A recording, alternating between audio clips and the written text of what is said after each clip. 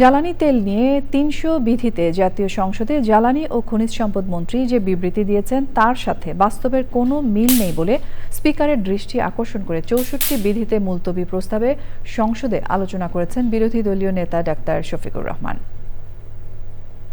১.৫ বছর ধরে দেশে মবের সংস্কৃতি চলছে বলে সংসদে নোটিশ উত্থাপন করে বক্তব্য দিয়েছেন স্বতন্ত্র সংসদ সদস্য রুমিন ফারহানা। চকর মালিথা রিপোর্ট। দিনের কার্যসূচিতে বিভিন্ন সংসদ সদস্যের প্রশ্নের উত্তর দেন দায়িত্বপ্রাপ্ত মন্ত্রীরা।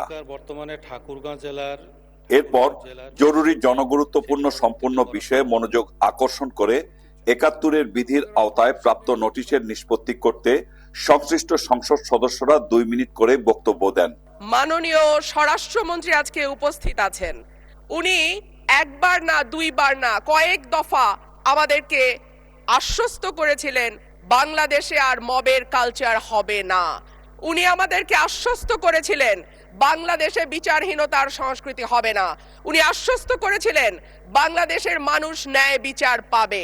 কিন্তু আমরা দেখলাম একটির পর একটি জায়গায় মবের ঘটনা ঘটেই চলেছে। আসরের নামাজের পর সংসদ অধিবেশন শুরু হলে বিরোধী দলীয় নেতার মুলতবি প্রস্তাব নিয়ে কথা বলেন স্পিকার।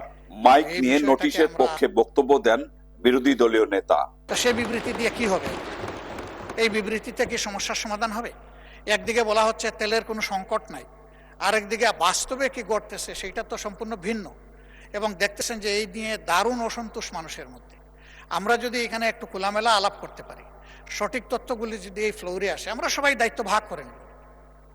জনগণ তো এই দেশে আমাদেরকে প্রতিনিধিত্ব করার জন্য এখানে পাঠিয়েছে। এই জনগণকে সঠিক জায়গায় আনার জন্য আমরাও দায়িত্ব পালন করতে চাই। তাইলে যদি আমাদের নোটিশগুলো এইভাবে কোনোটাই আলোচনায় না আসে, যদি বিবেচনায় না নেন, তাহলে মাননীয় স্পিকার এখানে থাকবো কেন? কি জন্য এসেছি? একটা ডিসিপ্লিনে আনার জন্য আমরা জ্বালানি তেলের কিঞ্চিত মূল্য বৃদ্ধি করতে বাধ্য হয়েছে সরকার। তা এখন এই বিষয়ে কোনো সংকট নেই, সুতরাং আমি মনে করি মুলতবি রেখে সংসদের অধিবেশন এই আলোচনাটা করার প্রয়োজন নেই। তবে যেহেতু মাননীয় বিরোধী দলীয় নেতা বিষয়টি উত্থাপন করেছেন, আমি অনুরোধ করব আপনি দয়া করে 68 বিধিতে ওনাকে একটা নোটিশ দিতে বলেন। এখানে সংক্ষিপ্ত আলোচনার সুযোগ আছে। মাগরিবের নামাজের বিরতির পর রাষ্ট্রপতির ভাষণ সম্পর্কে আনা ধন্যবাদ প্রস্তাবের উপর আলোচনা করেন সংসদ সদস্যরা।